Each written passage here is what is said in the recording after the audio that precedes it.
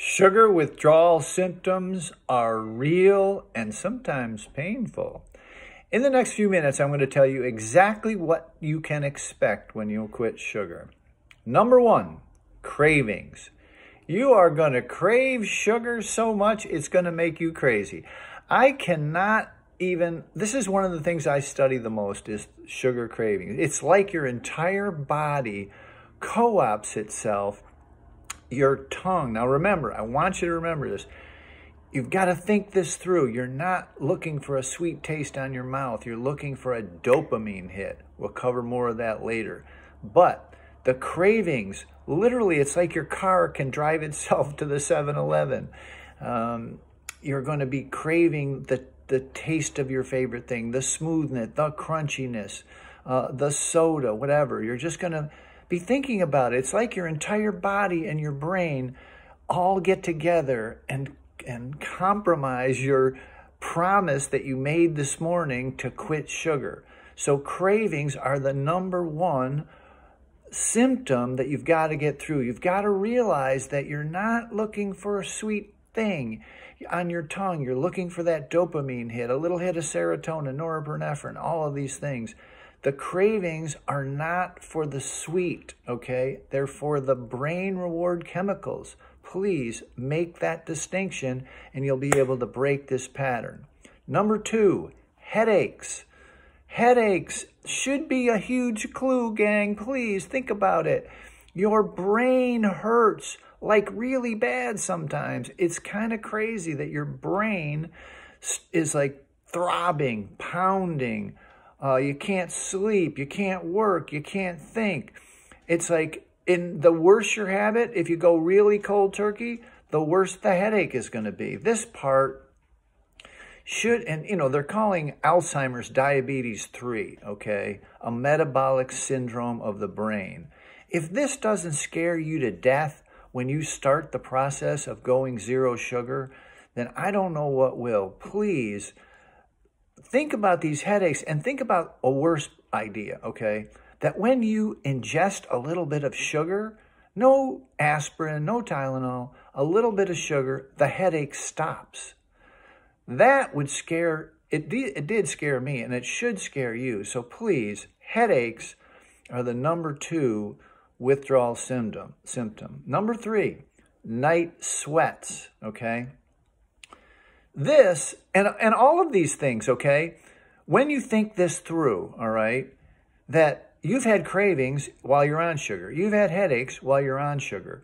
You've had night sweats while you're on sugar. But you've got to remember that as you ebb and flow with your use, so you had a big party or something, you had a lot of sugar, and you had the night sweats that night, and you knew you had to cut down. You ate way too much, so the next few days you don't eat it. And then all of a sudden you've got a headache. All of a sudden you've got night sweats. All of a sudden you're craving again. That ebb and flow happens even when you're on sugar, okay? But what you want to realize is that when you stop, cold turkey, quit, you're going to get all these symptoms almost all at once, and that's going to be very painful. So night sweats, you're going to literally sometimes soak your shirt or your pajamas, whatever you're wearing, soak the pillow, soak the sheets. It's kind of sometimes pretty bad. So please know that all of these symptoms are the sugar. There's nothing really wrong with you. You don't need to run off the doctor, get some other kind of medicine. Just get through it for a week or so and see what happens, okay? Number four, irritability, okay? You're so irritable you can't even stand your own self. Literally, you can't, everything bothers you. You want to kick the dog. You're mad at everybody in your household. It's just irritable. You're just irritable.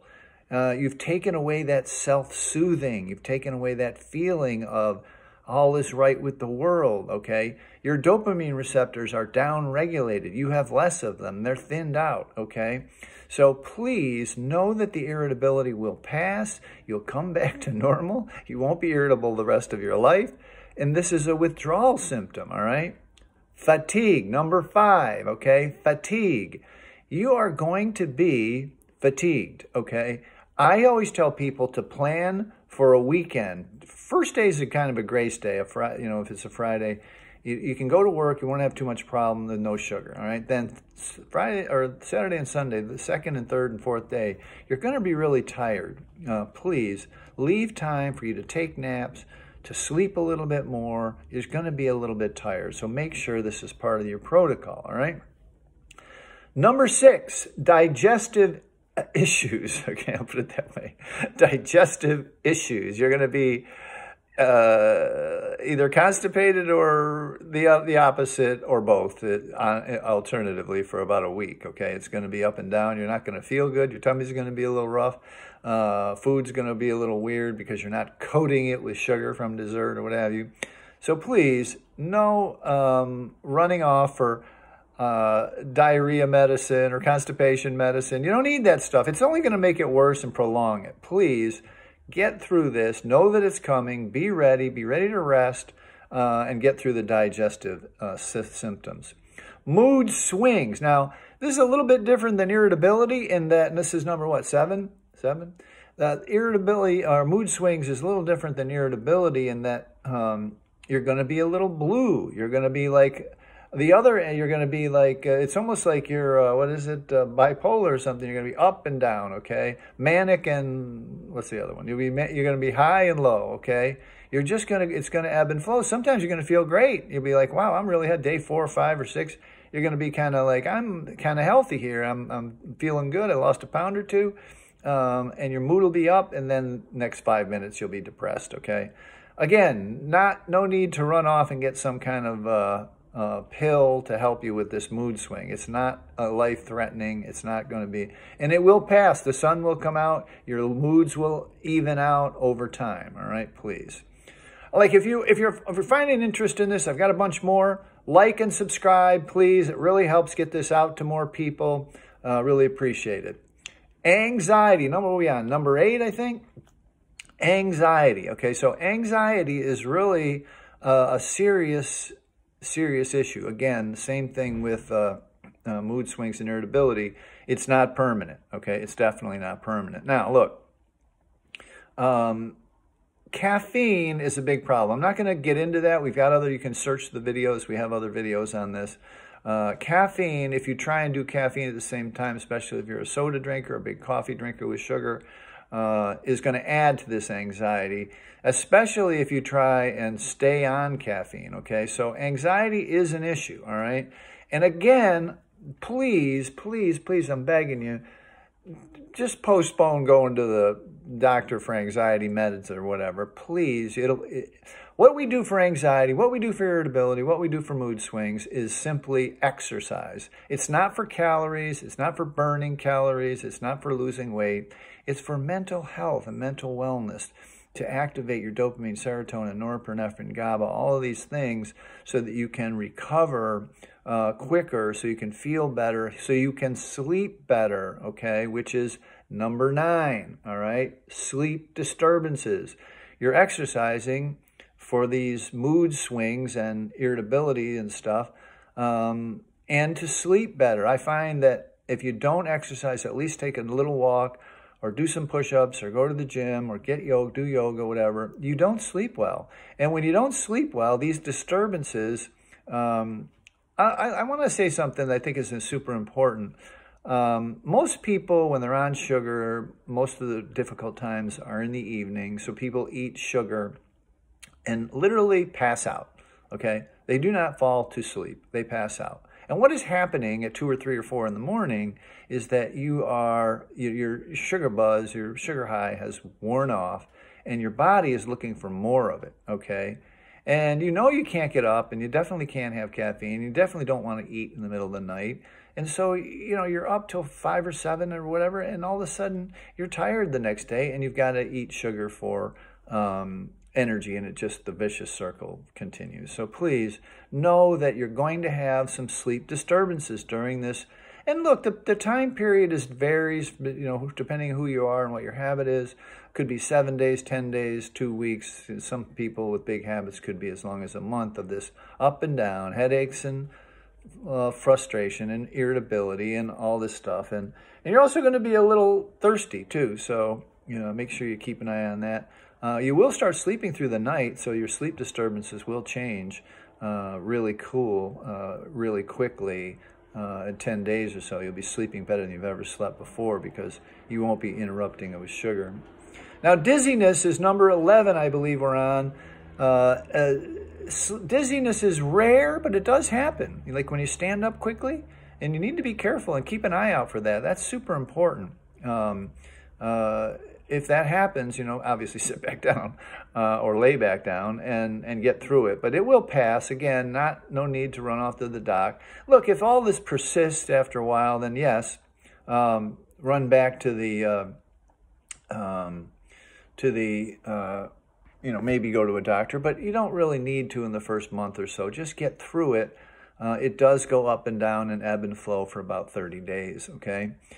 That's dizziness. I think we're on number 12. Increased hunger, okay? You are going to be starving, okay? Plain and simple, you're going to be starving. You're going to be dying for food, okay? All kinds of food, all right? Now, this is a little different than my contemporaries in the business, all right?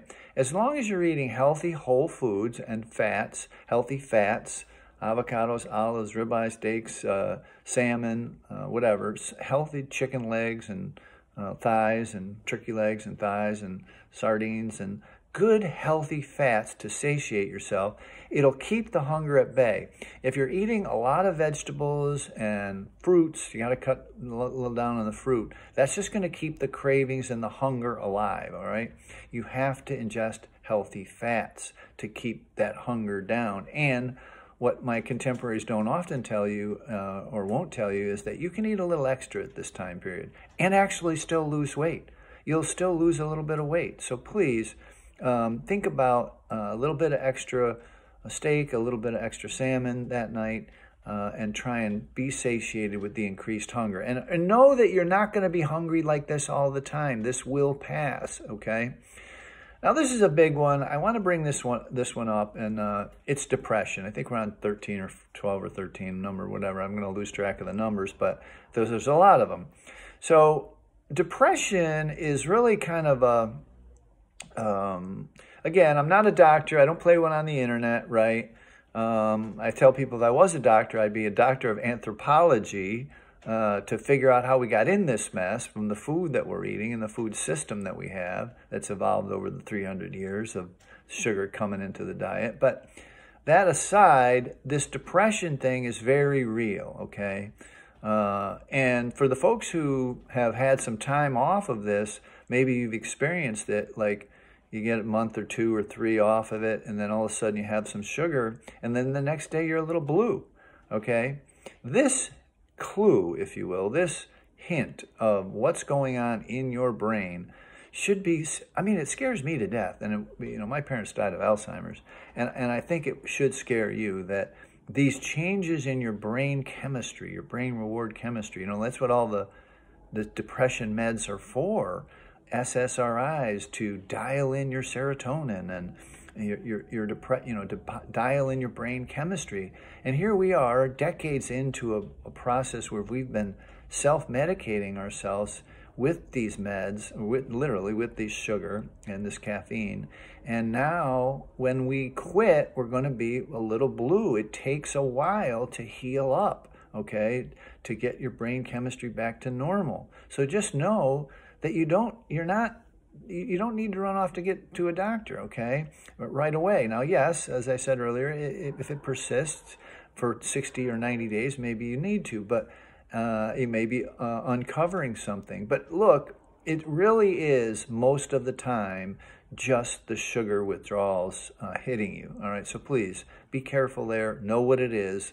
You're going to have some changes in your taste perception. I think we're on 14 or whatever. Well, you're going to have some very quickly, it only takes like 10 days, macadamia nuts will taste like candy. Peppers will taste sweet. Carrots will taste really sweet.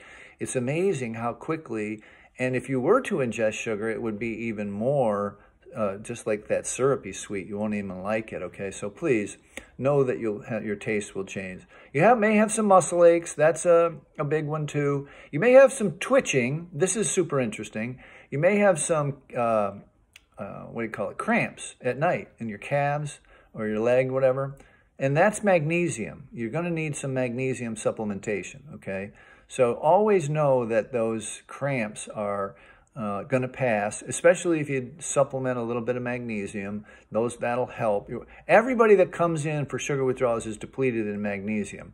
I think, I don't quote me on this one, I think the ratio is like it takes 5 molecules of magnesium to detox 1 of sugar or something. Everybody that comes into a sugar addiction or sugar addiction detox or detox of any kind by sugar is definitely depleted in magnesium. So if you get muscle cramps, supplement with a little magnesium, all right? Now, these are a couple good ones too. Last couple, stick with me.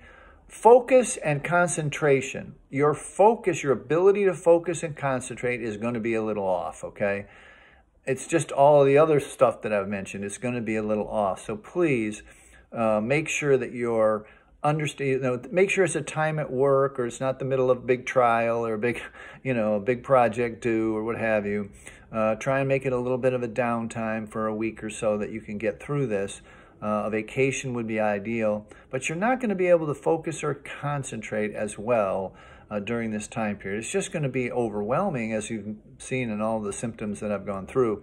So please don't, don't plan anything big or anything. And the last one we'll go through is skin breakouts, okay? You may have some acne, you may have some rashes, you may have stuff that, basically the skin is the largest organ. It's helping you detox, and it's going to be a little irritated looking. You may get a little flush in the face or whatever. But again, it's all of these things are sugar withdrawal symptoms that are easily mitigated with the absence of sugar. No sugar means no symptoms, but you've got to pass through, what is that saying? You've got to pass through the difficult times to get to the other side. And the problem is what people have learned unconsciously in their ingestation years is that they know that just a small ingestion of sugar will stop these things in their tracks, to stop all the symptoms I've mentioned. So please don't fall back and push forward, all right? For the solution to all of these things that I've mentioned, more mitigation tips, more ways to make this easier, check out new videos or other videos coming, or some of the older videos that will help you get through this. Okay, gang? Really excited. Mike Collins, the Sugar-Free Man. Look us up, sugaraddiction.com. If you listen this far, you want to take the challenge, you'll see it at the top of the website. Super easy. Looking forward to seeing you guys and working with every one of you. Take care. Thanks so much. Bye for now.